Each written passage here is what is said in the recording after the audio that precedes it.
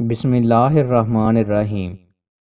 رسول اللہ صلی اللہ علیہ وآلہ وسلم نے ارشاد فرمایا، برا سلوک کرنے والا جنت میں نہیں جائے گا۔ صحابہ کرام نے عرض کیا، اللہ کے رسول، کیا آپ نے ہمیں نہیں بتایا کہ اس امت میں تمام امتوں سے زیادہ مملوک اور یتیم ہوں گے؟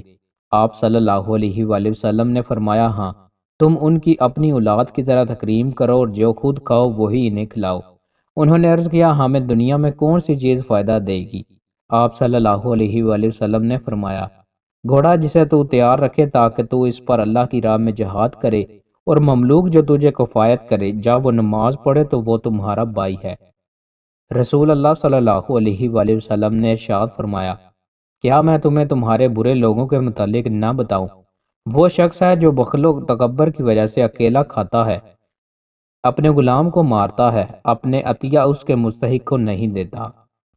رسول اللہ صلی اللہ علیہ وآلہ وسلم نے ارشاد فرمایا، تمہارے غلاموں میں سے جو غلام تمہاری معاملت کرے تو جو تم کھاتے ہو اسے بھی وہی کھلاؤ، اور جو تم پہنتے ہو اسے بھی وہی پہناؤ، اور ان میں سے جو تمہاری معاملت نہ کرے اسے بیچ دو، اور اللہ کی مخلوق کو سزا نہ دو۔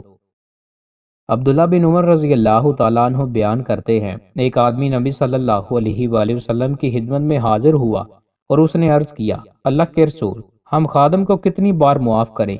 آپ صلی اللہ علیہ وآلہ وسلم خاموش رہے۔ اس شخص نے پھر یہی کہا، آپ پھر خاموش رہے۔ جب تیسری بار دریافت کیا تو آپ صلی اللہ علیہ وآلہ وسلم نے فرمایا، اس سے دن میں 70 بار درگزر کرو۔ رسول اللہ صلی اللہ علیہ وآلہ وسلم نے ارشاد فرمایا، جس نے والدہ اور اس کے بچے کے درمیان جدائی ڈال دی تو روز قیامت اللہ اس کے اور اس کے چہیتوں، والدین اور اولاد وغیرہ کے درمیان جدائی ڈال دے گا۔ عمر بن شعیب اپنے والد سے اور اپنے دادا سے روایت کرتے ہیں کہ ایک آدمی نبی صلی اللہ علیہ وآلہ وسلم کی خدمت میں حاضر ہوا اور اس نے عرض کیا، میرے پاس مال ہے اور میرے والد کو میرے مال کی ضرورت ہے۔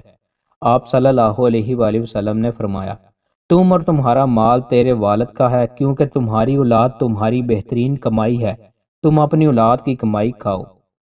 عبداللہ بن مسعود رضی اللہ تعالیٰ عنہ بیان کرتے ہیں، کسی آدمی نے عرض کیا، اللہ کے رسول، اللہ کے نزدیک کون سا گناہ سب سے بڑا ہے؟ آپ صلی اللہ علیہ وآلہ وسلم نے فرمایا، یہ کہ تو اللہ کا شریک بنائے حالانکہ اس نے تمہیں پیدا فرمایا۔ اس نے کہا، پھر کون سا؟ آپ نے فرمایا، یہ کہ تو اس اندیشے کے پیش نظر اپنے بچے کو قتل کر دے کہ وہ تمہارے ساتھ کھائے گا۔ اس نے عرض کیا، پھر کون سا؟ آپ نے فرمایا، یہ کہ تو اپنے پڑوسی کی بیوی سے زنا کرے۔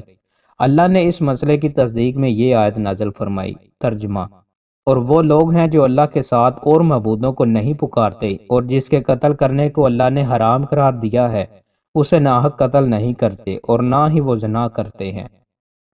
دوستوں، مزید اچھی ویڈیوز کے لیے ہمارے چینل کو سبسکرائب لازمی کریں۔ بہت شکریہ۔